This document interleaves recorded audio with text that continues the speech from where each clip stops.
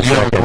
We got to talk about Susan for a second. You know what I love about our listeners? Really, this is really the reason I'm thinking about doing the show for free. It really has that kind of entertainment. Only for 15 minutes a night, and then I win triple pay. It brings me such great entertainment when people hypothesize about what is going on with their body. And the good part is once they latch on to a notion or an idea, they are like a pit bull on a gym sock, and that's it. And you can have PhDs sit them down and describe to them how it is physically and mathematically impossible for the scenario that they're describing to go on within their body, and they go, yes, but. Yes, but. Yes, but. I swell up and I pour semen out 2 days later. Semen is not exponential, is it? No. Otherwise, my testicles would be huge. It doesn't reproduce unless it's attached to the egg. All the doctors have said that same thing. Okay, that's all of the doctors. Now you have a rock band, another doctor, and a guy who went to North Hollywood High who are all concurring. So, why do you still cling to this, Susan? Because I know there's something squirting out of me. It's Susan, you ever heard of a discharge from an infection? I went to a GYN, and she said I had a urinary tract infection, and she gave me antibiotics, but it's the only time I ever had one. Susan? It's still happening. It's still happening even when I was on antibiotics. I know, but it takes a lot of antibiotics to wipe out some of these pelvic infections, and I think you ought to go back and talk to them about that possibility. The antibiotics that would cover a urinary tract infection would not cover a pelvic infection. All right, Susan. And it might be even things like ovarian cysts and stuff can do this sort of thing too. So, Susan, did you go to junior college? Yes. Yeah. Okay. I just wanted to check. I went to Pierce. I know a product of junior college when I hear it. Hey, I went to Pierce College without going to high school. She was valedictorian too. Believe you me. That's right. You went to Pierce, Jay? I did. Oh, that explains a lot. He took golf. Yes, I did. They got a hell of a cross-country track over there. I'll tell you that. And the amazing thing is he had to take the equivalency exam in order to take golf. GED for golf. Yeah. I got it. How does that work? Like, does your professor pull you aside and tell placement. you, your chipping is very strong, Jay, but I'd like you to work on your short game, your putting, things like that? You get like an AUU, right? Like for unsportsmanlike conduct out on the course. Jay didn't replace a divot, and for that reason, I gave him a U. You still wearing spikes? Yes, I am. You're out of here. You're out of here. Spikes in the clubhouse. Rodney. Hey, you're 16. How's it going? Drew? Bad Religion, oh man, you guys are one of my favorite bands. I love you guys, man. Thank you. Good. Hey, I don't know, I have No Substance. I think it's a great record. I noticed some differences between that one and some of the older ones. Like, what do you guys think, how you guys changing, like, evolving musically from some of the older albums to up to now, Well, this is a question we get a lot, and anytime you look at any kind of institution that's been around for 20 years, if it doesn't change, you're probably in trouble, because that means they're trying to do something and it's just not clicking. Yeah, I know what you mean. We've been lucky enough to have a pretty consistent following, and every year, like yourself, young people come to recognize Bad Religion, and it's probably because of that evolution that you're talking about that it still keeps us attractive to people. And if you do anything for too long and it doesn't evolve, it gets pretty boring. Yeah, I know. I just like that the whole new album. It's like, it just blows me away how great it is. I just want to say, you guys are great. You got a song you want to hear off it, Rodney? Can you play the Voracious March of Godliness? Because that's like one of the best songs I really like. What'd you say? The biggest killer in American history? Yeah, that one's great too. Oh yeah, you're damn right. It's great. Hey, Mike. All right, thanks a lot. Put the phone down. All right. Not you, Ronnie. You put the phone down too. Okay. All right. Hey, Mike. You want to hear some Bad Religion? We're going to hear the biggest killer in American history. You got it? All right. Is it cute? Oh, what number? 4, I think. Mike, put the phone down, would you? It's right here. For Christ's sake. Drew? Number 4? There you go. And as Drew would say, or said during the commercial or during the song break, still rocking hard after 20 years. He was slamming. I saw him. Yeah. You guys never saw that. You should see it. Doing the mosh. 20 years and still rocking. That must be cool, actually. The last caller, Rodney, who's really into Bad Religion, is 16, which means he was born 4 years after the band formed, essentially, or maybe 3 years or so, depending on who's doing the math. But it must be nice to have guys like born into it. It's believe me, it's the lifeblood of Bad Religion. I mean, if young people don't find what you do attractive, then you have no future. Well, you guys are a lot like the tobacco industry, which is you got to keep signing them up. We're a lot like them. We get them young. Sean, we're offering rebates. Sean, you're 16. Yeah, we're really sorry. What's going on, Sean? Hello, Sean. Yeah, you guys are pretty cool. Yeah, okay. It is cool. Thanks a lot, Sean. man. What's going on, Sean? Hey, Sean. I think you're on Orange Sunshine. Listen to some Allman Brothers. Oh, yeah. What's going on, pal? Alright, I was wondering why, girls always like the muscle head guys and stuff, you know. What does that mean to you? Not all girls like the musclehead guys. In fact, they tend not to, Well, I really. mean, like, it must be only where I live, but it seems like, you know, like they only like the dudes that are like strong and they don't. I mean, it was talking about. Well, I think it must be my only opinion or something. Or it seems to me that they're always saying that they want like a nice guy who's gonna be in like a relationship, and they go back to the same pretty boy, big muscle guy and stuff like Well, that. you're going to have to, like, give me electricity to start my heart up again. Yeah, let's give Drew the paddle. Yeah. Hey, Ow! Sean. Man. Sean? Look into some creatine. It's all good for you. They don't like muscle guys. They really don't. They like scrawny guys who can form sentences. What? There you That's go. what we've been working on for 20 years or so. How can you talk to Sean? I'm not sure. It's like the Armed Forces Network. I imagine you're out at sea. What? Yeah, you hate to have this guy in the radio room while the ship was going down. May, day, oops, wait a minute, we're in the water. Let's see. Hey, Sean? Yeah. There you go. Now you're perking up, right? Yeah. Okay. You're not having any luck with the ladies. Yep. Mm-hmm. But it's here's the thing. Don't focus on what other guys got and don't hypothesize about why they like what other guys got. Just sort of focus on what you have and see if you can make it work for you. It seems like what I have drives them away. What is that you have? I don't know. That's the problem. Sean, Yeah. chicks dig me because I rarely wear underwear, and when I do, it's something pretty special. But when I was in high school, nobody liked me. I mean, and I had a pretty cool band too, you know. I can vouch for that. Yeah, girls didn't like me either, and it wasn't because I didn't fit some stereotype. It was simply because I didn't feel that good about myself. Right. And as I started to get a little more secure, Women have a barometer, an internal gauge of male self-worth. Yeah.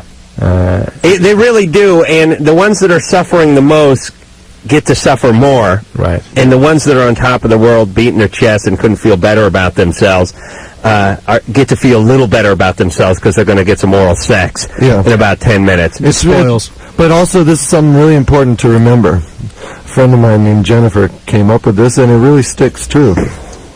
Winner in high school, loser in life.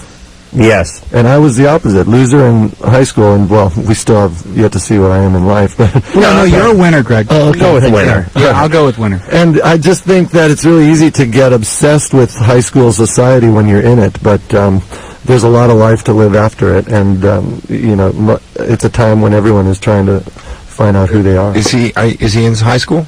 He's 16, so I'm guessing. Unless, my theory is he probably skipped a few grades in his first year of college, just from speaking to him. I assume he was moved ahead of the other kids. Of course.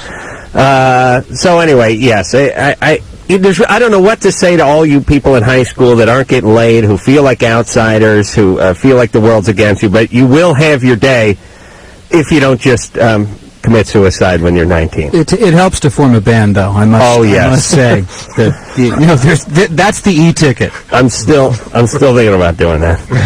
Liz. Hello, guys. How are you? Good. You're 22. 22. Yes. I have a question for you guys. Yeah. I've been married, it'll be a year February 11th, and 2 weeks after I got married, the guy I married lost his job. About 6 months after that, I caught him on the computer looking at gay porn, and it's been almost a full year since we got married.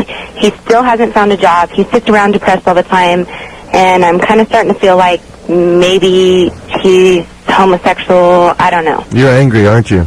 Well, I'm a little upset. Well, I don't think because he doesn't have a job he's a homosexual. I don't think those two things equate. No. And it's really hard to get off of a computer screen when you're on it and you don't want anybody to catch you looking at something that you didn't really mean to get on anyway, but it just popped up and someone catches you and you have to find that little tiny triangle to make it go away. But it doesn't go away fast enough. That's not how the situation. He went in. It was America Online, and he went in and changed his screen name, and then went into gay sites after that with the new screen name. what did he change his screen name to? I think that can probably tell us something. I'm not sure what he changed his. Thor? Not Duke? No. Bruce? Maybe, let's be fair to this guy, maybe he's looking for work in gay porn, and he possibly was just doing some research. It pays well. Let's not judge so quickly, Liz. That's right. Did you ever actually ask him if he likes men? Not directly, no. Okay, first thing you got to do, I think, to make a healthy marriage is to ask the hard questions. And if you don't ask him if he likes men, you're going to just get upset because there are these indications that he might like men. But it also gives him an opportunity to tell you how he really feels. And as for him being out of work and not getting a job, I think you have a legitimate right to be angry. But I shouldn't be worried about this whole gay porn thing. It's well, I think, like Jay normal said, for heterosexual guys to look at gay porn. I never go to the gay porn sites. No. Take a poll. Not even by accident? No. If I do, I quickly change the Take a page. poll wouldn't be a bad name for a gay porn site, though, Drew, if you really think about it. No. Here's my take, although I'm not sure on these numbers, but heterosexual guys really should be disgusted by gay porn. As a matter of fact, I think gays should be disgusted by gay porn as well, but that's coming from a heterosexual guy. But there is like a 4 to 6% of the population that is heterosexual and will still watch whatever for just a sort of morbid curiosity. And is he doing drugs or anything? He does smoke weed Every day? on a very regular basis. Well, Can you get him? What does he do? What's he trained in? Yeah. What was your? Does he have any vocation? No, he just casino work. The most common presentation I have to deal with marijuana dependency is inability to losing one's job and inability to establish a new employ and depression. So really he needs to look into what's going on here because until the marijuana stops, none of this is going to get any better. And when he stops the marijuana, there is an extraordinary incidence of suicidal thinking. And people have stopped smoking pot from a daily basis for about 6 months. And he needs to be observed if that happens. Okay. So it's a pretty serious issue, and that's sort of the core problem. Can you get him back to the casino? So can he get a job back in the Review or whatever he was working in? What was he doing in the casino? He was working in a vault, In the vault. counting money. And what happened? He farted? They'll fire your ass and they say you fart in the vault. I've heard that. There's a big sign in those vaults. I don't know if there's been in those casino vaults. No farting. You can't crack a window. You can't leave the door open. Reminds me of the studio. You can't light a match. Yeah. Yeah, here we are. No, that Well, was but he's got accounting skills in some way, shape, or form. right. All right. Well, tell him to get back with it, Liz. Okay. You got to get him started. Yeah. Here's the thing about depression. Your brain is like a muscle. It starts to atrophy, and when you can't use it, and you don't use it, and you start smoking a lot of weed, and you start sliding into this sort of molasses, you get deeper and deeper, and you won't get out. I was saying to Drew the other night, I thought it was a brilliant analogy. Drew just thought it was so. But I said, listen, if you don't exercise, you never do any exercise, and you haven't done any exercise, and you sit around and watch TV and eat hoagies all day, if I told you to run a brisk lap around your block, that'd be a pretty monumental task for a lot of people. I mean, they really wouldn't want to do it, and they'd probably tell you they could do it once a month. To someone who works out every day, it'd be nothing. They do 15 every day. And I think work becomes that way, too. When you don't work and a year goes by, just going in, just putting a suit on and going for an interview is monumental. I mean, it's something that we might not think twice about, but for him, putting in a 40-hour week at this, where he's at right now is huge. I would say the average story I hear, and this is absolutely true, the typical story I hear at marijuana dependency is, lost my job 3 years ago, and I've been working on my resume 3 years ago. Mm-hmm. Really? It's like 2 years of staring at a typewriter. Oh, yeah. And the gay porn thing doesn't usually factor into that. They just don't admit that to you. Okay. We're going to take ourselves a little break. Bad Religion is here. It's getting a little hot in the studio. It's a little warm here. Yeah. Well, when we come back, Drew, who are we going to talk to? I don't know yet. Okay, that's good radio. Figure all here from Bad Religion. No Substance is the name of the CD. This is a band we like, so we'll permit you to go out and buy their CD or even buy it again. Here's some show dates, by the way. They're going to be at the Glass House on Wednesday in Pomona. Thursday, they're going to be at Crosby Hall, which is in Del Mar. Well, that's a nice area. Friday, they'll be in Santa Monica. Oh, they'll be at Santa Monica Civic. That's a cool place. All the years I've lived here, I've never seen a show there. Oh, not one? I don't know. You really must. I don't know what's wrong with me. I used to go to Perkins Palace. Well, that's further away than the Civic. There's plenty of parking. I know. They have a huge parking lot. I should go to the Civic. I went to Perkins Palace and saw the Plasmatics. Oh, man. You could have seen them at the Whiskey. We were probably there. Jay got kicked out once. That was at the Whiskey. That was at the Whiskey. What was that, like 81 or something? Jay hawked the loogie on her. Oh, really? Oh, I just read yesterday that poor Wendy O. Williams died. Oh, a long time ago. A while ago, yeah. Oh, A while ago. where the hell have I been? So I'm sorry. I'm sorry for what I did way back then. Yeah. I don't know. I think she smiled and her face cracked or something. And Chainsaw incident. Honestly, one of the clothespins she had on her nipples got infected. The actual pin part got infected. Honestly, which was that's nice. Please, I don't know what happened to her. Is that true? No, but I'll tell you one thing. It was duct tape. I'll tell you one thing I do know, Drew. A pig is a pig, and that's that. Okay. Drew, that's the beauty of Drew. Let's go to calls. The band's cool to the lyrics, though. They're hip to the lyrics. Jake.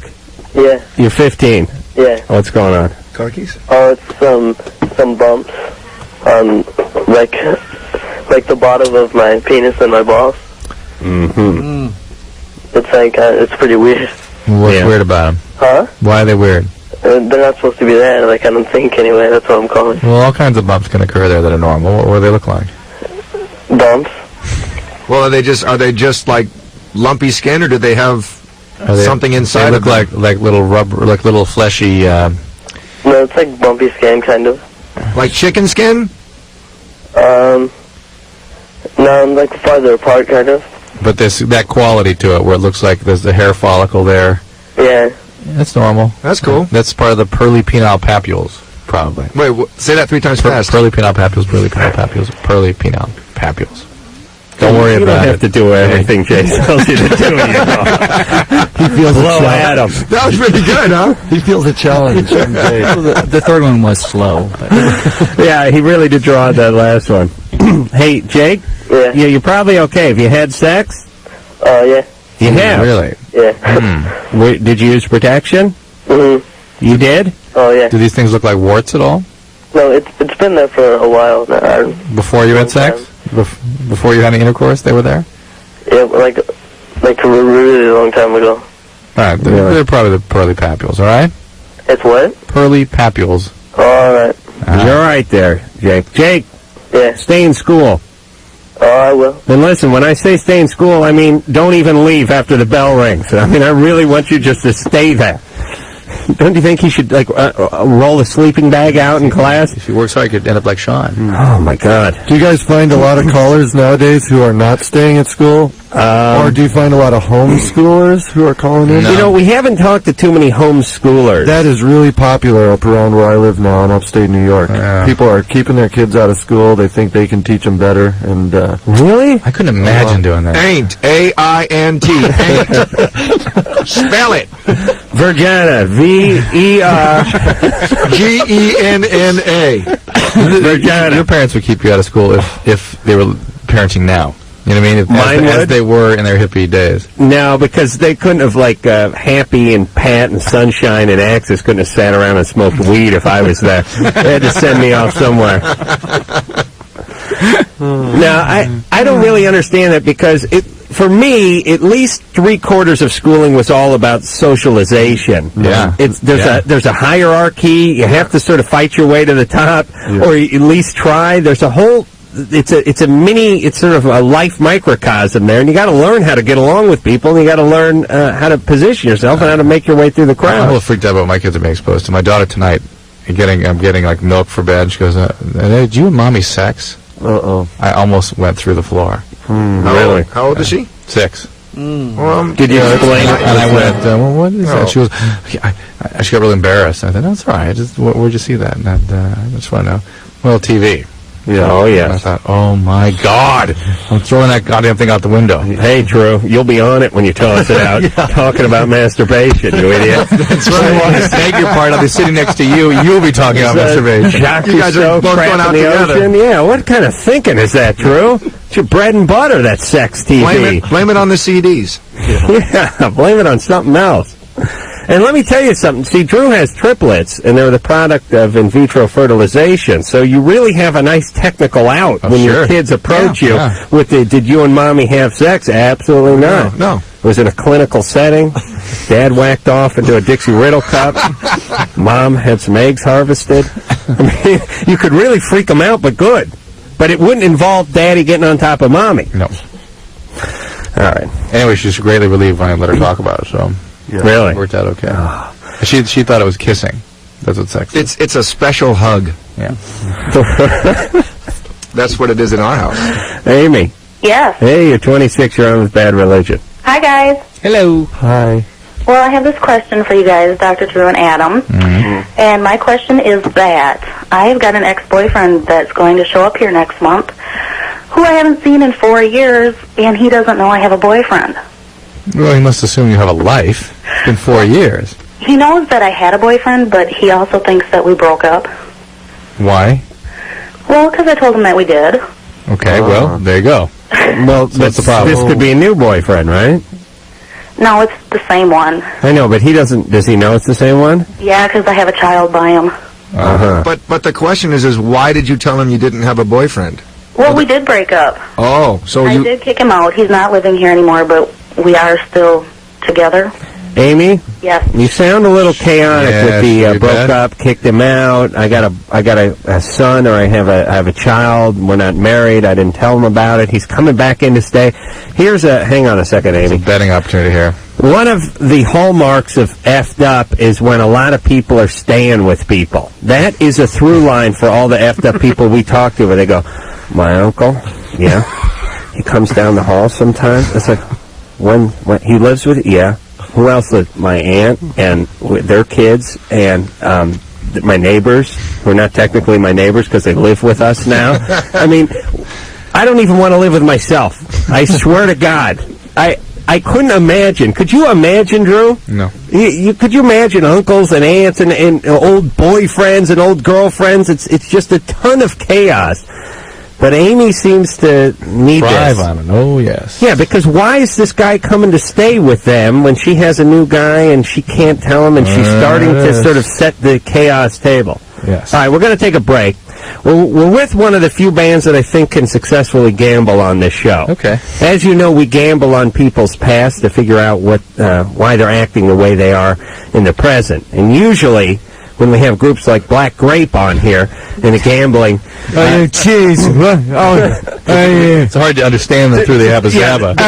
The gambling goes something like this. I always set it up in no uncertain terms. I go, listen, boys, here's what we're doing. From this show, we've learned that people's past seem to affect their future and their present. So, what happened in Amy's childhood? What kind of family did she grow up with? What was her environment like during the formative years that brought her to act this way in 1998? She don't get along with her mates. She's having a bad day. Brilliant! She's having a bad go of it. There was no more points at the pub. Brilliant. It's great. Then The teeth weren't fixed properly. All right, Governor. We're going to take a little break, and then we're going to come back, and we're going to gamble with the gambling band on Amy after this. Ed Religion is here. Craig, Jane, Brian are all here. Yes, Drew isn't here. Hey, Drew. Yeah. Sorry to tear you away from that, but he's coming. Time to start the show. Phone number 1-800-LOVE-191. Now, when we laughed off, we were speaking to Amy. Amy? Yes, I'm here. All right, 26. Yes. So let's just get a little more information before the gambling begins, all right? Okay. You have a child? Yes. One child? Two. Two. From the same guy? Just woke up. Nope, two different men. Two different men. See? Guys, maybe I should say. Right. And one of the fathers you're living with, though, right? Nope, I kicked him out. Oh, kicked him out. I thought you kicked the other guy out. Nope. Why'd you kick him out? When? Why? He was hitting you? No, well, that too, yeah, but it was, I was tired of his other girlfriends. Oh, okay. That's enough. No more. That's it. Go ahead. This guy's an asshole. You want me to go first? Sure. Okay. Go last. You go first. All right. This is going to be tough because Well, no, there's money out there. There's some education in this room. Oh, Drew, you went for the quarters last That's all I night. have. That's all I have. I got dollars. I got a lot of... Ooh, it's a 20 in there. Jesus 20? Christ. I quit the show if I find another 20 in here. Okay. All right. What's Canadian 5? The band has put plastic out there. Do you guys need some dollars? Seriously. No, we're okay. You are? I think... Well, I'm not seeing any cash. Hold on. That's money. All right. Greg, you need a dollar? I have a dollar. You have a dollar? Yeah. Okay. Okay, I'll do it. All right. I have a real dollar, All right. Good. We're good. not a Canadian. All right. Shall I go first? Sure. Let's see. It's a pretty formidable adversaries here. A lot of IQ and testosterone. Make it in this room. real specific. Yeah. Well, I know she had a guy who hit her, so I know she was probably pushed around a little when she was younger. Although she did kick him out, but there's some philandering going on too. I'm going to say that her dad did a little fool around on mom, and was physically abusive, but not sexually. Okay. Is that good? Any other details about that? He used to wear All right. a Fedora. No, he had a belt buckle of the state of Texas. It was shaped. It was actually marginally larger than Texas, though. Keep on trucking on it. Yeah. All right, Jay, you want to go? Greg? Yeah, I got some coherent ideas. Okay. I'm going to suggest that Amy doesn't know her father very well. Uh-huh. And How come? Where'd he go? Did he leave? yeah, I think he was just out of the picture at a very young age. And I don't believe there was any violence, though. No violence. I think she just doesn't know who her dad is. Dad abandoned the family? Yeah. Early? And she has a real, very early. And so she has a hard time conceptualizing what a man is supposed to be in a relationship. Interesting. I may revise mine to Dad did split early and Stepdad did some of the thumping on her. Well, go ahead. And the playing around. What do you want to do?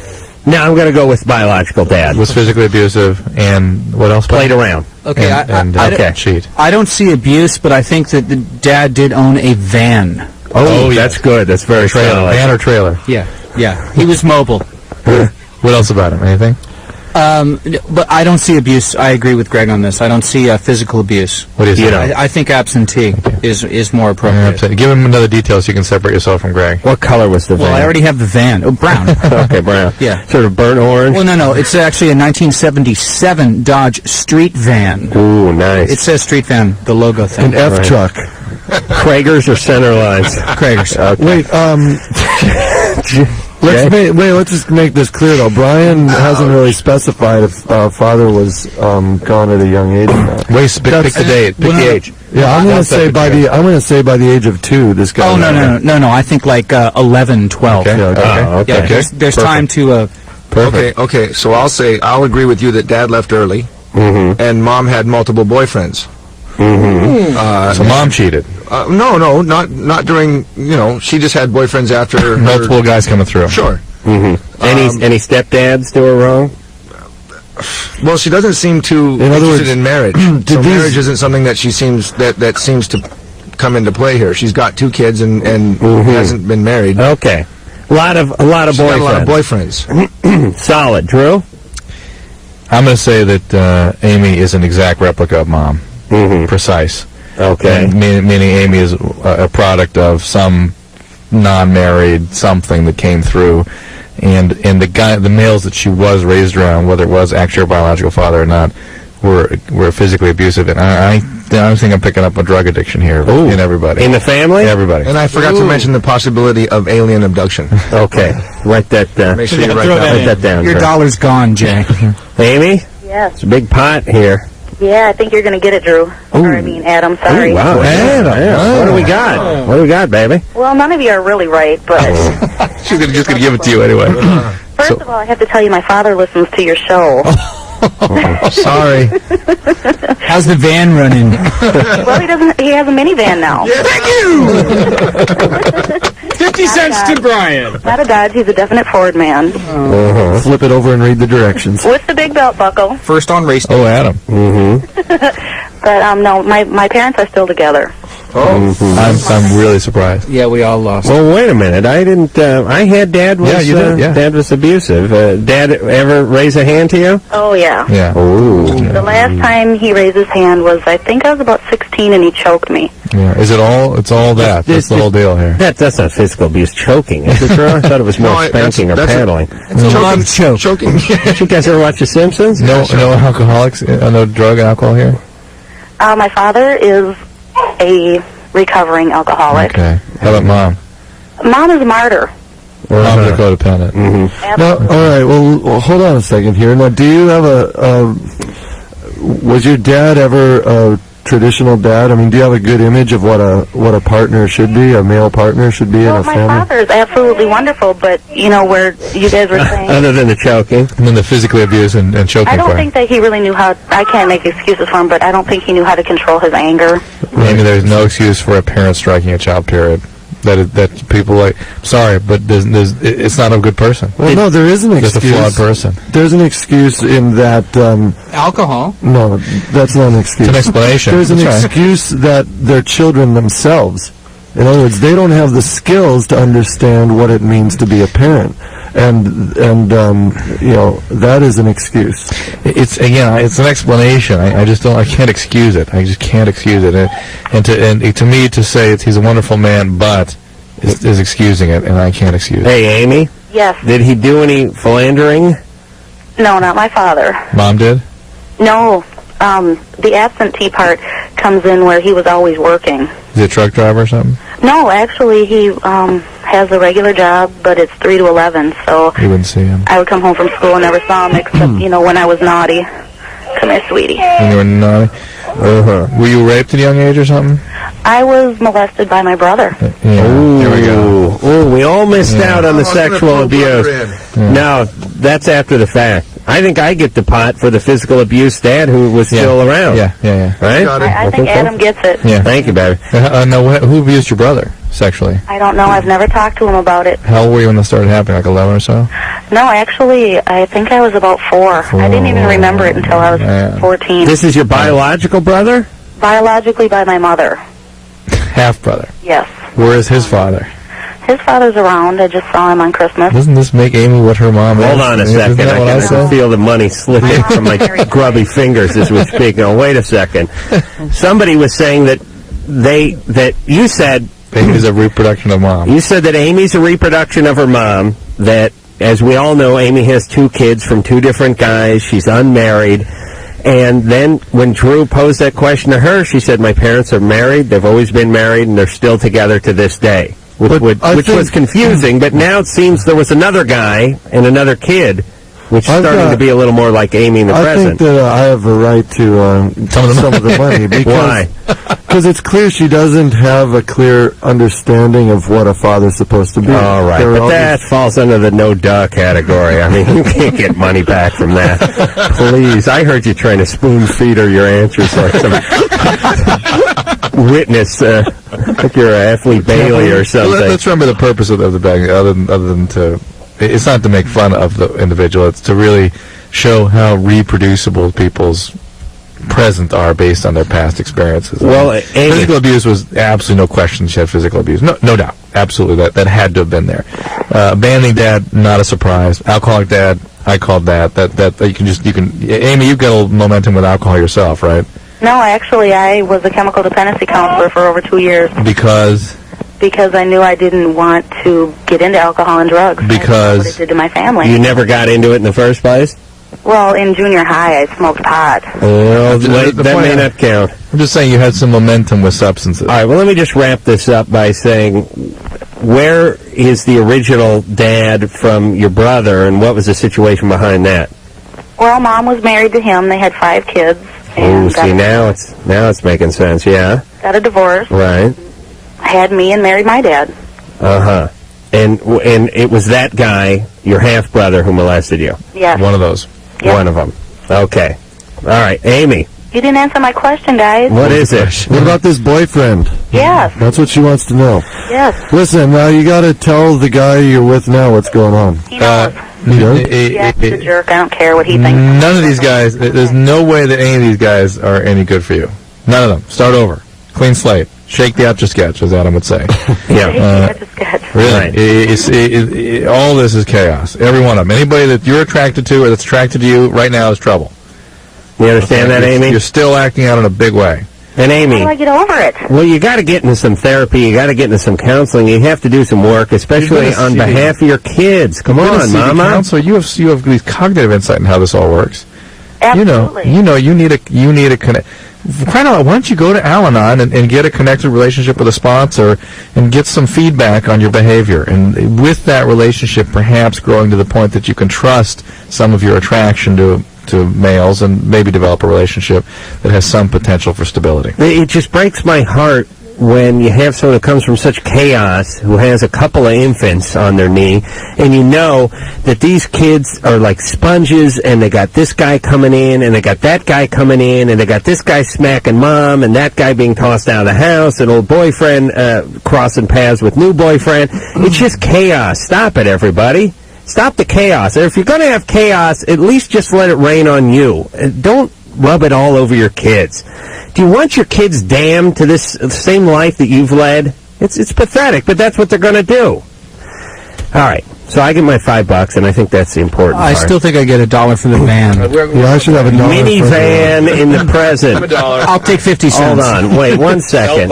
Amy, did you used to drive a van back in the day? Yep, a brown one. Oh God! Oh, you bitch!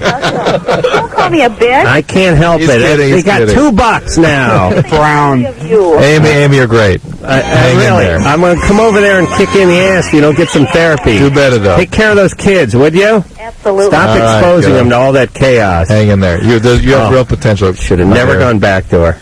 Never. You went brown van. You went right back for it, didn't you? All right, we're going to take a break. Bad Religion is here. I'm going to go kick the vending machine with frustration. Drew, hang your head, buddy.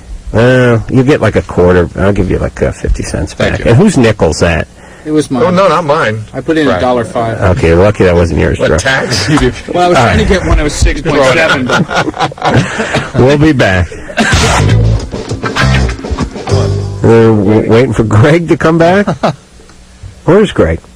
We fly on airplanes a lot. We know this one. Yeah, 6'2", 210. Let him sit down. That's a window seat right there. I see. I wish you showed me that kind of respect, Drew. What are you waiting on? I'm just having a funny feeling about how long it's been since we've been on a plane, and then suddenly a sense of dread grabbed me. You know, like we're going to be on a plane again together. You know, it was really weird. I had this dream about being on a plane last night, except for, and I swear to God this is true, it was not a plane, it was a modified brown van. I swear it was a van. More sense. And I remember bitching and complaining because I was thinking... You complaining while we're traveling? No.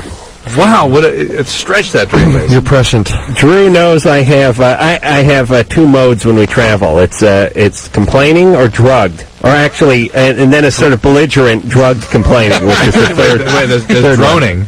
There's droning on. Droning on, which is actually the most bothersome for me. You know, the greatest is when we were doing, what was it, Jenny Jones? We're going to Chicago, and I was all drugged up in the airport at 7 in the morning, and they told us we weren't flying first class. Adam had a tizzy fit. I had a fit, and I left. Did they throw you out of the airport? No, he was like, it's like Zsa Zsa Gabor not getting her way. Like when Zsa couldn't get her poodle up in first class with her. It was great. You need to come on the road with us. Yeah. I took a I don't need to fly first class, but when they tell you they're flying you first class, you get excited. You get a napkin. And you get there. And you get there and they tell you you're going, Coach, I just turned around and said, thank you, I'm going back to bed. And I started walking out of the airport. It was not thank you. All right, I yelled for a while, and then I started to walk out of the airport. Stamped his feet. All right, but what happened, Drew? You got first class and I flew in coach. That's right, buddy. That is so right. You see what happens? But see the squeaky wheel, talk everybody. about karma or whatever you want to call it. I flew in the back of the plane where there was nobody. I could lie down on a bench of seats. Adam's crammed into those lousy Super 80 first-class seats. True. You guys know what I'm talking about. Yeah, spread the cocktail on your shirt. That's what we call lamb fur. It was rough. Yeah, the champagne was way too dry. It was horrible. They showed a Ted Danson movie. It was horrible. We have to be back east somewhere like by noontime. We finished this thing at midnight. We got to get to the airport at 5:30 in the morning, and that's painful. Oh, talk about Ithaca. That's why we have a road manager. For us. Greg's from Ithaca. Greg lives in Ithaca now. But for us to do a college lecture at Ithaca, and in order to get on stage by 7 o'clock that night, and to do this show the night before, we have to get picked up at about 5 from our house, and it's nothing but travel, and then you hit the stage, and you don't know where you are. Yeah. Are you going through Pittsburgh? Yeah, we've been there. We did Pittsburgh. It was great. On the way? On the way there. Yeah, we went through Syracuse. We landed in Syracuse, but we must have went and we must car for 3 hours after that. Remember? Oh yeah. You drove? It's only 50 miles. Drove from Syracuse to Ithaca. It was only 50 miles. Yeah, but we had a limo driver. Driving 12 miles an hour. Oh, 12 miles an hour. Easily. Give me a call. 18-wheel trucks passing it. Call Greg. He'll come. Remember that one? That was when you were screaming at the driver. Same day. It really doesn't sound like me, Drew. Terry? Yeah? You're 23. Yeah. What's going on? Oh, God. Okay. I've been taking Prozac and lithium for over 3 to maybe 4 months. And I don't understand why I have to take 2 kinds of pills like Is that how Peter Lorre would say lithium? Lithium. Think of it as the lithium being sort of a bridle, something that keeps your mood from going too high or too low. Yeah. And that your tendency is to be too low. Yeah. And so the Prozac kind of lifts it up a little bit while the lithium keeps it from the lid blowing off on the high side. Mm-hmm. Okay, so you need both typically. Now, that's an interesting combination. Yeah. No, a common combination. Well, but wait a minute, there's a lot of people on Prozac who aren't on lithium. Correct. Are there a lot of people who are on lithium who aren't on Prozac? My experience has been most people that are on lithium are on some sort of antidepressant also. And she's bipolar. She's manic depressive, right, Terry? Yeah. Oh my God, yeah. And it's this day and age, there's a greater, or seems to be a greater interest or perhaps prevalence of use of what are called mood-stabilizing medications, like Depakote or Tegretol, things like that. And have they ever used those sort of medicines on you? No. Okay. I mean, that would be the alternative to lithium. Is something. Lithium, though, is time-honored. I mean, people have been using that for a long time. It's a pretty safe medication. Yeah. And if it's helping you, I mean, it's important to take these things because this is a biology that you've inherited and it's going. Mm-hmm. and it's going to operate if you're not on the medication. Yeah, I understand. And I have another question. Is I drank alcohol like 3 weeks ago, and oh my God, I got really, really, really sick, like to the point where I almost blacked out. Were you in Tijuana? No. That happened to me. Like 8 times, really. Should have learned my lesson. You mean you were intoxicated to the point that you nearly blacked out, or you just got sick and nearly passed out? I just drank so much that my friends next door had to help me out. Do you have a history of that sort of thing? Huh? Do you have a history of alcohol excess? Yeah.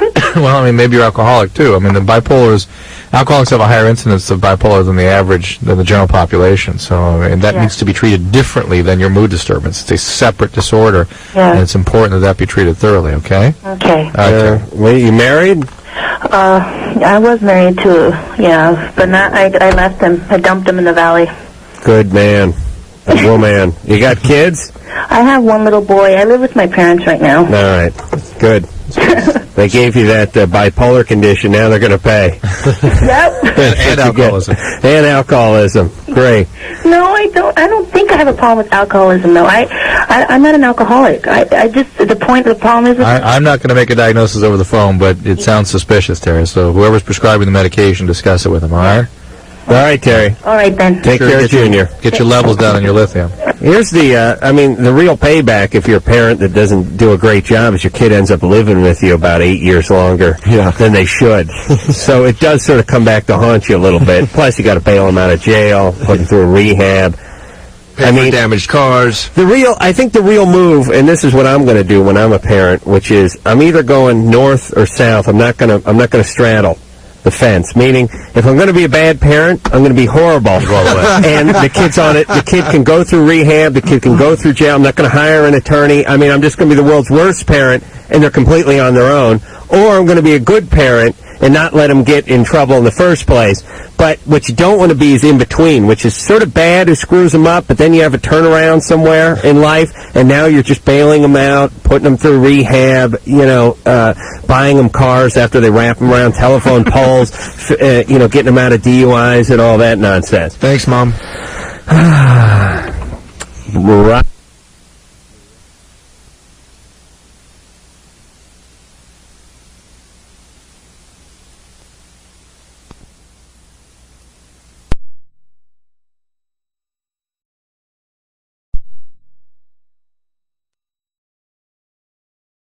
Society that we were in back in 1980, and we just stuck together and were able to release our own records through a generous loan from our guitar player at the time, or his dad actually. Thanks, Richard. And his name's Richard. And we were able to start a little enterprise on our own, and the discovery just came from us playing live shows and people. We built up a following over time. Did you play when you were still in high school? Did you have gigs? Oh, yeah. Yeah. Every, 2 weeks. What places were you playing in high school? The underground punk clubs in L.A., places like the Hong Kong Cafe, which was a restaurant, and every Tuesday night they had punk night. Right. After hours. What was the one that was it looked like a garage just outside of downtown on Sunset? Jiffy Lube? The Anti-Club? There's an Anti-Club. We played there for sure. And then Godzilla's out in the valley for a long time. Yeah, I mean, these were weird offbeat places that played our kind of music, and we were lucky that there was, there was a very happening underground music scene. The only valley venues I can remember was the Country Club in Reseda. I rocked the Country Club. Have you? I saw Oingo Boingo there, and I saw the Bus Boys there. Yeah, remember that? That was a little too established for us in the early days. Yeah, I'd say it was pretty good. But luckily, we had our guitar player and Jay both had vans, and Jay had a little pickup truck, so we were able to drive far and wide all over L.A. Wow. We played the Mabuhay Gardens in San Francisco. Yeah, we made road trips to San Francisco and Vegas and San Diego, and so. Where'd you play in Vegas? It was a strip mall that had a little abandoned store that someone had built a stage in. Wow. And if you ask me the name of the club, They called it something. The thing that's weird about Vegas is it's all the glitz and the glamour and the big bucks and everything, but as soon as you get a quarter mile off that main drag, it gets real dicey, really fast. Well, you say strip mall has all kinds of connotation there. And there's a lot of weird, like, kind of industrial parks with, like, strip joints in it, and they're dark, and they're seedy, and they're part of the meth belt. As, is that right? As glamorous. And the buckle of the meth belt. Is that right? Oh, absolutely. Yeah, it gets really dicey, really fast there. Hey, Ryan? Yeah. Anything else? Well, I don't know. I'm just wondering because my friend's in a band, and they're pretty good. They're from the East Bay, and I'm just wondering. He's always wondering how he can, how they can get the band to be a little bit bigger. Put out a CD. Yeah, CDs are on tour. CDs are really easy to manufacture these days. They're easier than when we were young. It was really hard to make a record. We had to go and find studio time, and then you had to find a record pressing, vinyl pressing facility. Now you can do it if you know someone of your friends who has a computer. You can burn CDs nowadays because the CD burners are so affordable, and you can record them on hard disks, right, Brian? Absolutely. Brian just bought a hard disk recorder. Things have become so affordable, and it's easier than ever to manufacture your own music. Yeah, tell them to find an inexpensive studio with ADATs or something that they can do maybe 10 or 15 songs on, and then in the East Bay in San Francisco, try a place called Vaughn Communications to make CDs. Yeah, that's another thing. The manufacturers who make the CDs today are everywhere, and they're so much cheaper than we. Yeah, they might cost you like $1 each. $1 each, and you can have your own CD and bring it to the local record store. I can remember when, if you were on a CD, it was a big deal. Like, you'd go to the record store, and they'd have the Beatles on CD, but you'd go, you got any Graham Parker? And they'd be like, yeah, come on. That's He's not CD material. Compact disc here. CD-worthy, please. It was all vinyl back then. Yeah, and it took a while. I mean, there was that transition, probably, I don't know, 81 to like 88 or something. Where until 80, it was. To be honest with you, it was a really short time because we were running Epitaph, still doing vinyl. When we started doing CDs, and the change was about 2 years. We went from 90% vinyl and 10% CDs to 100% CDs. But it seemed to me, I was waiting for like Led Zeppelin to get all of their stuff on CD. The catalog stuff was different because record companies were battling with the thought: would people actually go out and buy their entire collection again on CDs? They didn't want to spend the money at the time. CDs were really expensive to make back then. They're cheap now, but back then they were $225, $250 a pop. Interesting. Consequently, I don't know if you noticed this, but joints got smaller because when you're trying to take the seeds and the stems out of the weed on a CD case, you really have to work. It doesn't work, does it? You have to work the jeweler's loop. It's really tough. Surgical instruments. Yeah, I mean, in a well-lit environment, a sterile environment. It's not like God knows what used to go on the covers of records, and the double records. Forget about it. The guy doing coke on this side, the other guy rolling a doobie on that side. It's the gatefold sleeve. A double live. Josh. Yeah. What's going on? My question is, will pot stunt your growth? I don't know of any evidence that that's the case. I have theorized that it might affect your genital development because it does suppress estrogen, rather increase estrogen levels and suppress testosterone. Okay. And Bad Religion, you kick butt. Yeah. Favorite band. Thanks a lot. He got his answer. Hey, listen, he's not kidding. You're young and you're still developing. Yeah. Yeah, be careful with the pot. You don't want to be a teenager with an infantile peni. Yeah, Adam. Where do you get all these jokes? The catalog right in front of me. You are hilarious. I'm on page 293, and it's only a 400-page book, so we may be out of show in about 9 months. Okay. All right, Josh. Thanks. Thank you. If you get off the weed, I won't be so funny anymore, believe me. 78 minutes he was hanging on for that question. Josh is 14 and on the weed. You give him about 3 years and no weed. You think I'm going to be funny? No. You didn't say you were funny now. That's true. I just want to know where I got him. Wherever you got him, I want you to kick that guy in the nuts. Those are horrible. Kenny, you're 15. Hey, what's up? Hey. My question is this. All right, my girlfriend gets depressed, and instead of talking about it or something, she cuts herself up. Is she into Marilyn Manson? No. Oh. So she's a cutter. Yeah. All right. What's the question? I don't know what the hell's going on with that. I mean, what is? Well, that people that do that have severe psychological problems. It is an expression of some very, very powerful feelings that can't be managed any other way. Drew? What? Let me ask this. Is that its own separate problem? Can you be mildly depressed and cut on yourself, or is that just an extreme expression of depression? You're asking a pretty complicated question. It is more than not an expression of character disturbance than the magnitude of the depression. So there could be people that were more depressed than a guy who's cutting on himself. Absolutely. It suggests she's had a lot of stuff happen during her life, right? Yeah. Yeah. It's that. She had a couple of boyfriends that smacked her around. Well, but she had parents that smacked her around. No, way before that. Parents that smacked her around and abused her and abandoned her and that kind of stuff. It sort of turns out that you're going to get to yourself before someone else gets to you. You know what it's like? Is that what it turns out to be? That's the way, when I've talked to some of these people that have some degree of recovery, that's the way they describe it. It's just and I'm just thinking about it just now, it's a regressive act, just the way like little kids start like wetting their bed and stuff when they don't have other ways to manage their feelings. They sort of symptoms develop that just they don't make sense, but they're just symptoms of these regressive states that people get stuck in. But isn't some of that an issue of a person's control? If maybe they feel out of control with their life, if they cut themselves, they go, I can control this. Right. It's that kind of thing. It's more about.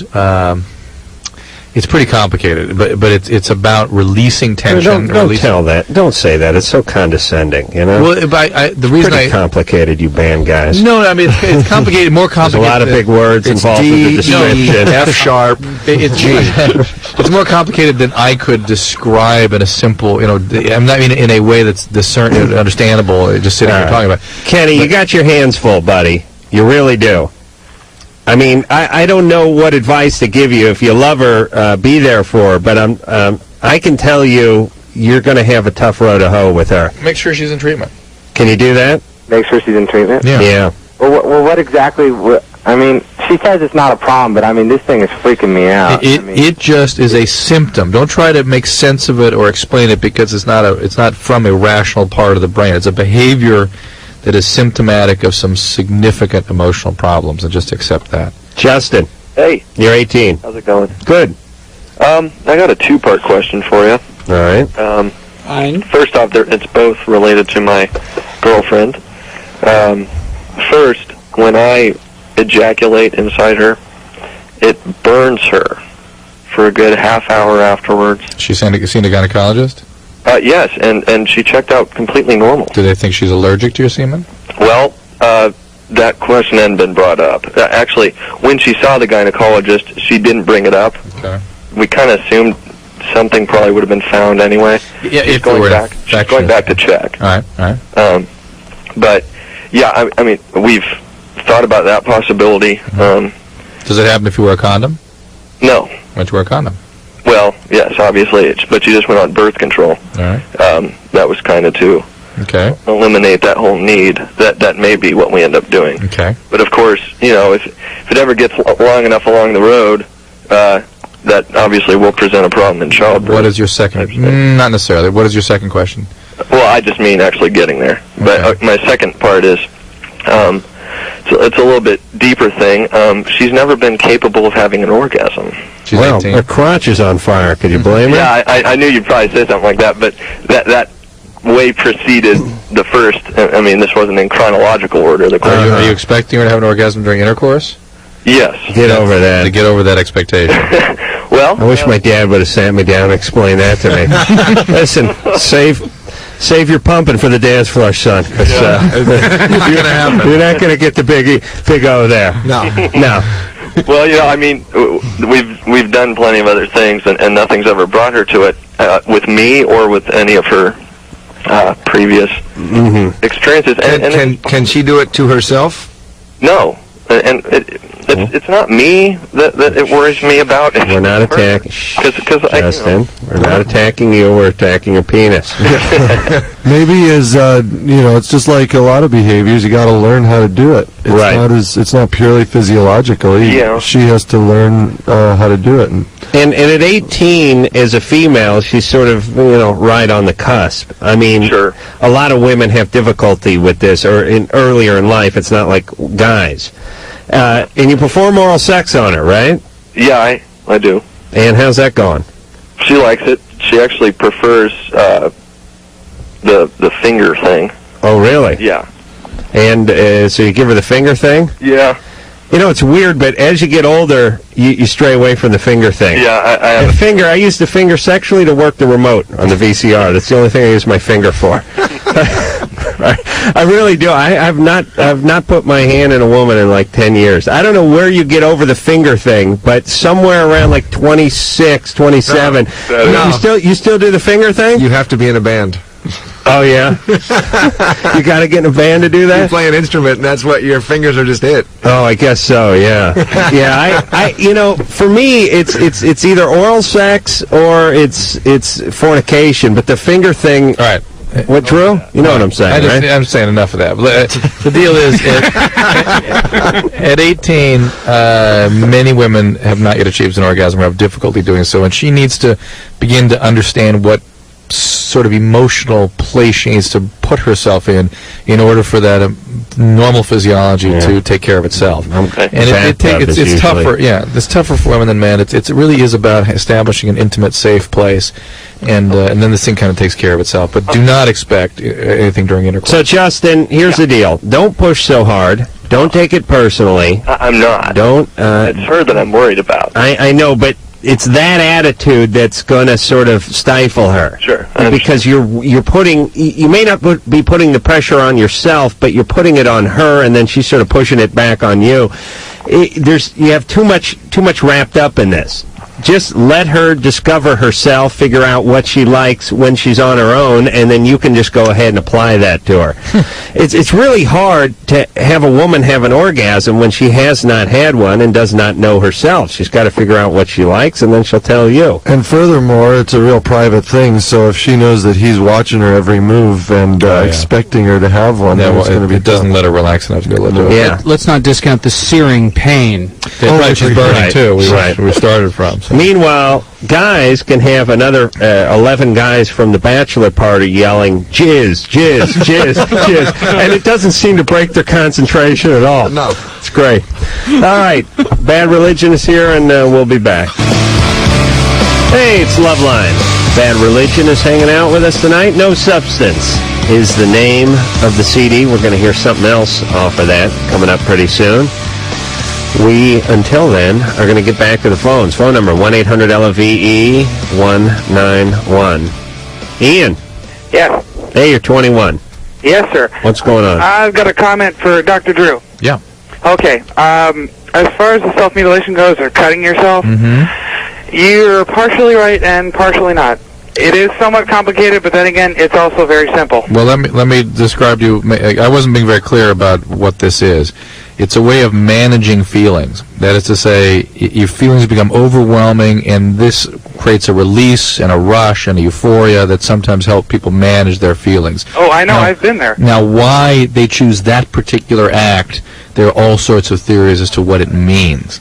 Well, I can tell you what I was going through. I mean, it basically... go ahead. It translates the emotional pain into a physical pain, which is a lot easier to deal with. Sure, it externalizes a little bit. And from there, it becomes an adrenaline rush, and you forget all about it.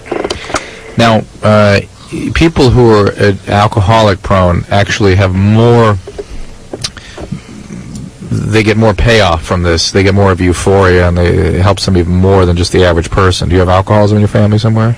Yeah. Yeah, and so that's what I would predict. Those are the people that really use it as a way of managing feelings. For some people, non-alcoholics, some of the symbolic meaning sometimes is more important than the actual feeling they get from doing it. How'd you stop cutting on yourself, Ian? Found somebody who cared about me.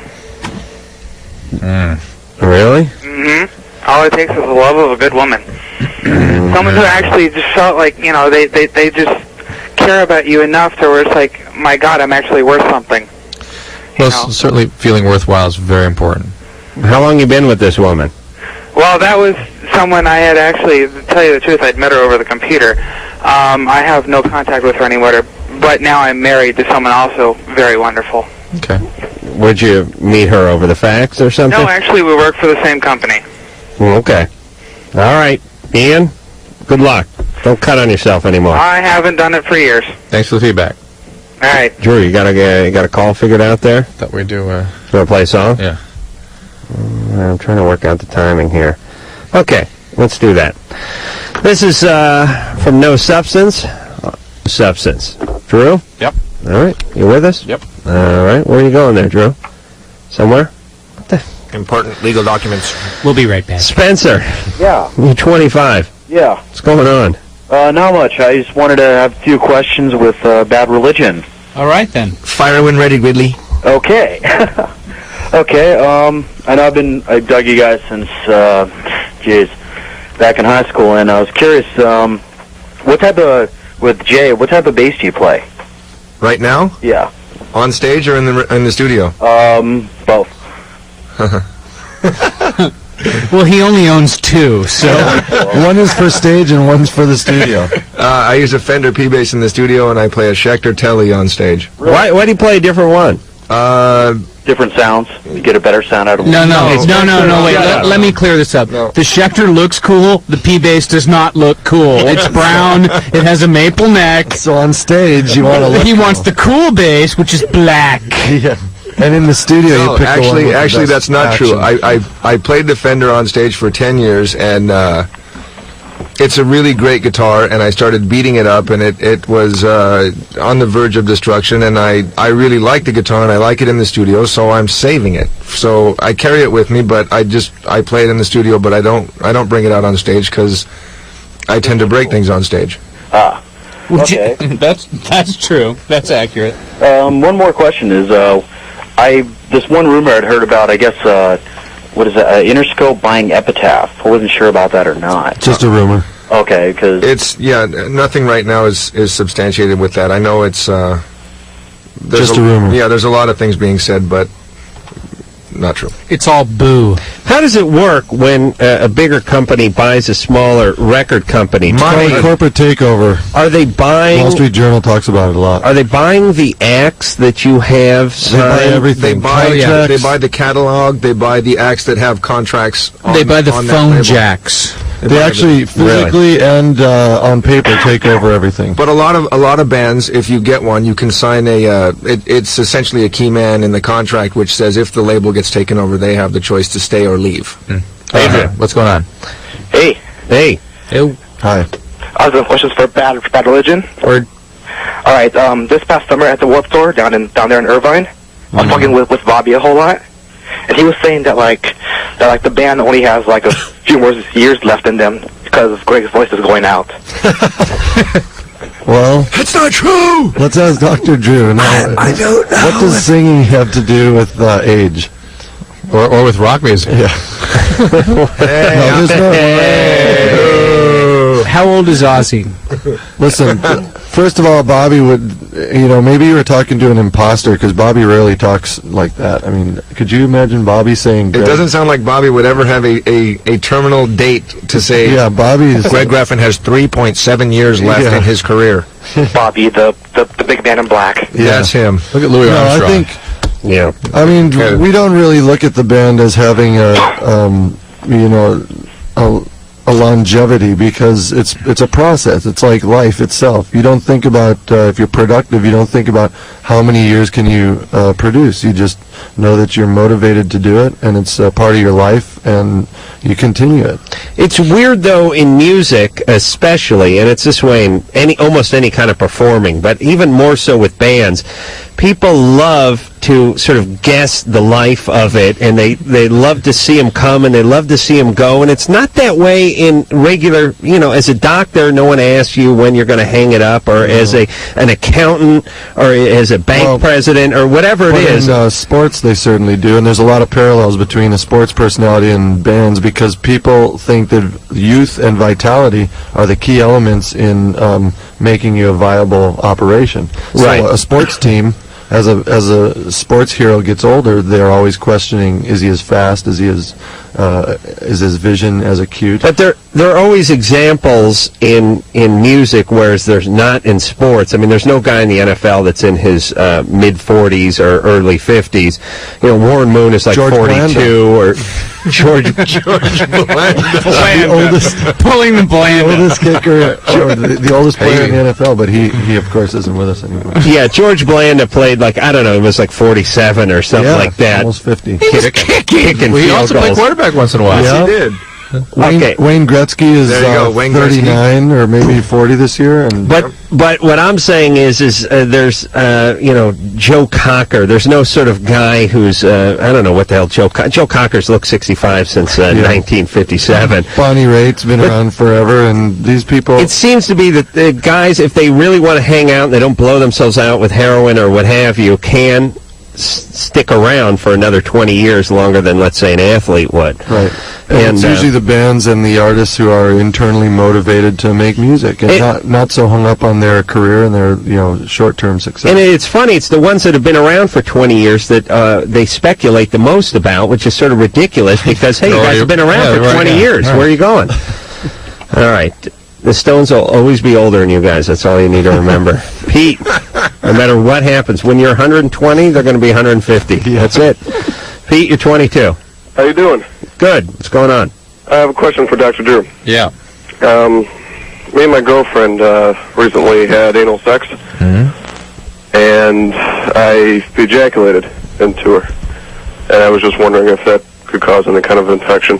All right, we got to go to break. We do? Yeah. We do. Look at that. You can't answer that one? When we get back. Isn't the answer no? Drew, what's up with you tonight? The answer should be no. The answer is no. You're always encouraging me to do good radio, Adam. Oh, that's... Yeah. I started, but now I want you to go the other way. North and south. Which There it we do is. Satan's radio. All right, we'll take a break, and then we'll find out what happens when one relieves oneself in one loved one's rectum.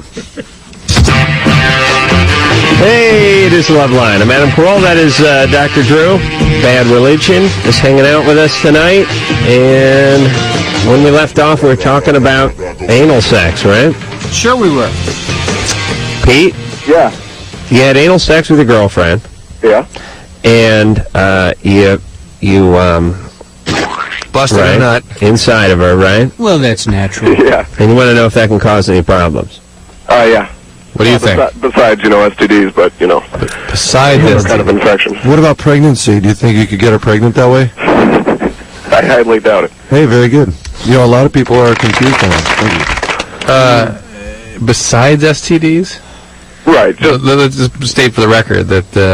Will the semen hurt the anus? Not the rectum is what you mean, unless the rectum. Unless it's infected with hepatitis B or maybe hepatitis C or HIV, in which case that's one of the most effective ways to transmit those diseases. Right, but outside of any sexually transmitted diseases, there's no specific infectious problem you have to worry about. Well, let me tell you how I know that with confidence. Because crap comes out of the same hole, and it doesn't seem to have any bad effect on the It rectum. wouldn't have an effect on me either. Oh, that may. Oh, yes. You can get urethral infections and urinary tract infections, things like that. Absolutely. Okay. All right? Not to discourage you. No, Pete. We don't want to get in the way of the career, but we're just saying that maybe you should put a condom on next time. Right. Okay. All right? All right. Is she all right? Did you have to talk her into this? No. Actually, she mentioned it. Oh, really? Yeah. She said, you're never going to get your penis in my ass? Is that how she brought it up? Yeah, we've been together for about 5 years, and we just have never tried it, and All right. don't know. All right. So, Thank you. That's a You know what I'd love? theme change. I would love to have just footage of guys trying to talk their girlfriends into anal sex, because that and a threesome, the two. Yeah, anal sex even funnier. I don't know why, but just some sort of tape recorder put under the bed while the guy was sort of making his case. Oh yeah, it's in the Bible. Oh yes. Oh, I don't know where, but I'll tell you, I think toward the back. I think maybe anal sex. Please, Drew. Towards the rear. Toward the rear of the Bible. All right. Miriam. Hello? Hey, you're 14. Hi, yes. Wow. And I had a question for Bad Religion. I'm going to see you guys in 3 days or 2 days at the Glass House. Cool. And I wanted to know if you guys can play a song for me, if it's possible. For you or for the audience? Huh? For the audience. Oh, okay. I don't think you guys play it anymore, or I don't know. The song Pity. Oh. Whoa. You know, We actually, we played it recently. We played it about 3 months ago in Europe. We played it. Man. And there's nothing wrong with young listeners that listen to Bad Religion. We love young listeners. Okay. Don't you think that you're kind of unique in that not everybody at your school likes Bad Religion, and you feel Nobody at my school likes it. There you go. nice. That's really nice. Like, I love you guys, and Thanks. for the girl with the red shirt, and We will. You know, Miriam, more people would like Bad Religion at your school if you put it on your Peachy folder. Yeah, that's true. yes, I do. I have Greg Raffin and everybody right there. That's really nice. Greg, don't worry about your voice. It's like the best voice, and anybody who tells you otherwise is just stupid. Thanks. Can you make me the tall guy on the Peachy folder playing basketball? Yeah. Yeah, why not? I want to be that guy. I think we could play Pity, by the way. Well, we'll think about it. We've been rehearsing the last few days, and we'll try and work it in. Let's try it tomorrow. You know, we only have 150 songs to choose from, so Right. we could, And I know you only do a 122 set, so it's going to cut That's at least 58 songs out of the mix. That's rough. Yeah. I know, it's got to, I mean, that's one thing from being around for 20 years is everyone's going to show up and probably want to hear something. But the point is they're into the band, and that's who's on stage, and no matter what song they're playing, they're still Bad Religion. You know, I just thought of something, I guess it'd be exercise in sociology I'd like to look at is the Peachy folders. Everyone modifies their Peachy folders. And when I was a kid, the guys who were running track, the one guy who was running would have like a bandana on, and he'd be carrying a knife, and he was sort of chasing the other guy. But doing a layup. I'm sure kids before me had him holding a stick or a club, and now he's probably holding an Uzi. Yeah. And maybe like a vibrator in the other hand or something. And it'd be a good sort of a yardstick to measure society. This is what we found on the Peachy folders in 1957. This was 1972, and this is 1998. It was a Afro comb, those combs and stuff. Yeah. And that would be a grenade launcher. Yeah. Right. Actually, there's no doodling anymore. There's just a hole and some semen stains. And a little bit of goat's blood. Samantha. Hello? You're 15. Hi. By the way, I was homeschooled when I was little, and it was great. From when to when? Until I was in like the 3rd grade. And by the time you stepped in with your peers, you were able to keep up? Yeah, they weren't able to keep up with me, but Good. yeah. I think the problem is that she got a little grandiose because of it, so there was a little psychological price to pay. The advent of computers makes things a lot easier, too. Remember that. I mean, you've got programs you can sit them down with and work through. Listen, you got the Discovery Channel, you're set. Yeah. Why did you go in 3rd grade? Because my parents opened a business, and they needed to run that. And so, do you think that going to school helped you with your socialization better? No, I'm still not very social, but that doesn't run in my family. We're all antisocial. When they were homeschooling you, were they able to sort of discipline you, like, okay, recess is at this time, lunch is at that time? You have to shower. The problem with homeschool is, like, we'd be right in the middle of something, the phone would ring, and I'd just walk over and go get it. Hey, Larry, what's going on? This homework sucks. I mean, if you had, like, a bike that you wanted to ride or a model that you wanted to build, you couldn't stay away from it, could you? I mean, how would you do that? Well, I mean, my mom has a teaching degree, so I guess she knew what she was doing. So... Yeah, there's no question that parents are good at it if they really have they really care about their kids, and they want to. I mean, I'm not sure why you were kept out of school, but a lot of them just don't like the regiment that's going on at the schools, and right. But there's no home life is the problem. I mean, if you went to a home job with a home life, and if everything was home after that, it'd be fine, but eventually you got to get released out into the wild, don't you? Yeah. And I think it's good that you got to school in 3rd grade. Yeah. Oh, man, we're doing the anti-home. Drew teaches them out in the yard. No, we just keep involved in all kinds of crap out of the home. Home's a place Everything. to go to bed. Ice skating, camp, out of the home. Right. And they come home, they're happy to be home. Hit the hay. We always did stuff. We took dance lessons and piano and stuff like that. What's up, Samantha? You have questions tonight? Yeah. Well, I've been fantasizing about a girl that I go to school with, and I met her in August, and I don't know if this is, like, normal or anything. Explicit fantasies? What is that? What do you mean? I mean, like sexual fantasies or just Your mom did a horrible job, by the way. Fantasies of being close to her. Just being closer. I can't, like, see myself, like, being sexual with... Yeah, at your age, it's very difficult to sort out sexual feelings from close, intimate feelings. And even to have same-sex attractions that are explicitly sexual doesn't necessarily predict a homosexual orientation as a permanent orientation. Well, why are you trying to talk her out of it? I'm not talking her out of maybe anything. this is where she's going. Maybe. But maybe not, and she's a little freaked out about it. So I'm just saying, just relax. I'm not freaked out about it. Just relax. These are, just see what they are. You'll see as time goes on. My sense is, and it's only my instinct with her, is that these are feelings of intimacy, and that she really wants to be close to this person. It'd be nice to have friends. Yeah. See, this is more about that. Yeah. See, that's that homeschooling thing. No, it's not. Yeah. No, but my sister was in homeschool until she was in the 6th grade, and boy, she's screwed up. She's got to be a case. You said your family's antisocial. I mean, you guys could go off on her. Well, plus, really the most important thing about the grades like K through 6 is tetherball. And there's just no way you're squeezing that into a living room. You're not going to get it. You're going to break something for sure. That's a recipe for disaster, tetherball inside the house. We had a tetherball at home. Oh, you did? Yes, we did. All right. How bizarre. There it is again, Psychic Network. Yeah. Oh, yeah. All right, Samantha, have you ever had an experience with a woman? No. No. You're just sort of interested.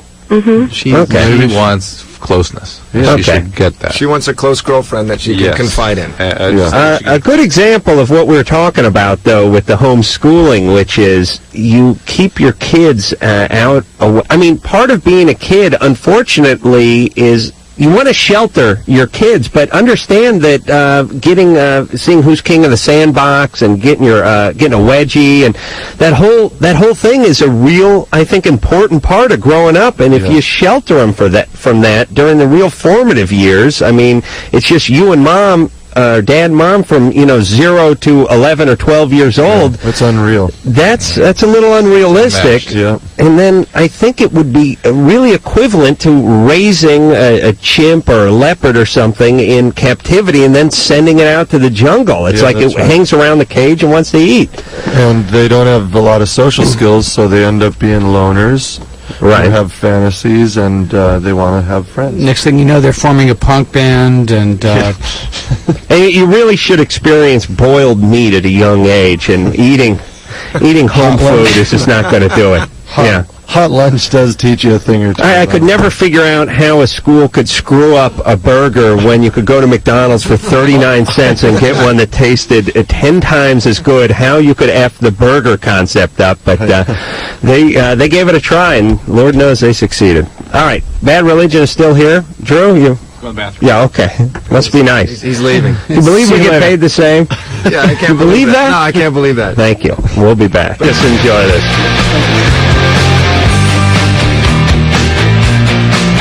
I just want to enjoy the riff here. It doesn't go into vocals, does it? Who needs it? You guys can use it if you want. I think we are, yeah. Sing it, Greg. Go. All right. Well, here I go. Hope it don't fade out. I've only got a few years left. My voice is going. Bad Religion, everybody. We're way out of time. No Substance is the name of the CD. Please go out and buy that again if you haven't already. If you have bought it, and if you haven't already, go get another one. Guys, thanks a ton, and really, come back anytime you like. We appreciate it. We always love being here. Thank you. I'll see you on Friday. That's true. Until next time. Cool. No. He's talking about the show. You're not doing the TV show, are you? Oh. Yeah, we're doing it. we haven't been asked. All right. We're doing it, but we don't. Sorry about that. We're at the Santa Monica Civic Friday. That's right. That's what I was saying. Thanks for the confusion, Drew. So until next time, this is Adam Carolla for Dr. Drew saying mahalo.